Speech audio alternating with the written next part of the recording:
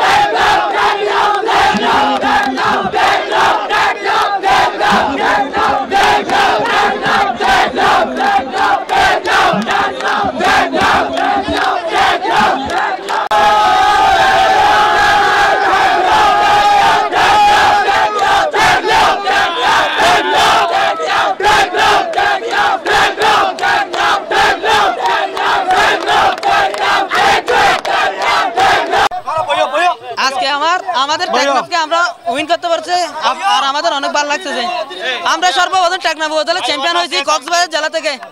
ইনশাআল্লাহ সামনে আমরা আরো চ্যাম্পিয়ন হওয়ার গৌরব অর্জন করব। আলহামদুলিল্লাহ প্রথমবারের মতো অনূর্ধ্ব 17 আমরা চ্যাম্পিয়ন হয়েছি।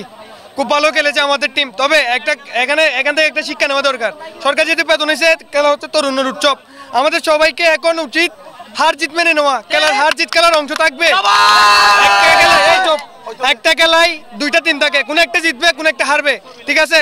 আগে থেকে হয়েছে, এখন দুইটা টিম তো জিততে পারবে না। হারার মেন্টালি থাকতে হবে যে খেলা শেষে আমার গায়ে হুদায় অনর্থক ভাবে ঝামেলা করছে, ধাক্কি দিছে, কোনো সমস্যা নাই। তবে এখান থেকে শিক্ষা নেওয়া দরকার যে আপনারা মেন্টালিটি চেঞ্জ করুন। এখন সরকার চেঞ্জ, দেশ চেঞ্জ, সবকিছু চেঞ্জ, তবে মেন্টালিটি চেঞ্জ করতে হবে, নতুন বাংলাদেশ করতে হবে।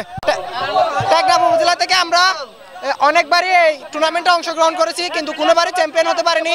হয়তো রানার আপ না হয় গ্রুপ পর্ব থেকে বাদ গেছি, কিন্তু এই প্রথম আমরা কক্সবাজার জেলাতে চ্যাম্পিয়ন। এজন্য আমাদের অনেক ভালো লাগতেছে। কিন্তু একটা জিনিস এখানে প্রত্যেকবারই দেখা যায়, সেটা হচ্ছে কোনো আমাদের খেলোয়াড়দের নিরাপত্তা থাকে না।